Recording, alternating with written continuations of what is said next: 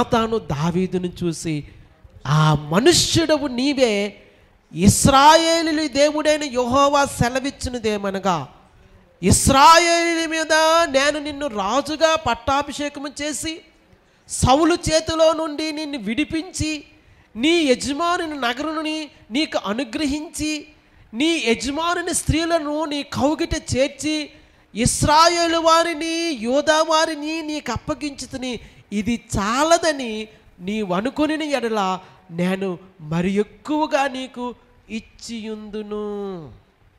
ప్రియులారా, నాతాను ప్రవక్త యొక్క మాట వెంటనే ఆ మనుష్యుడవు నీవే. దైవజనుడు ఏదైనా ఒక సంగతి బోధించినప్పుడు, సూచించినప్పుడు ఆ సంగతి చాలా ధైర్యంగా చెప్పాలి.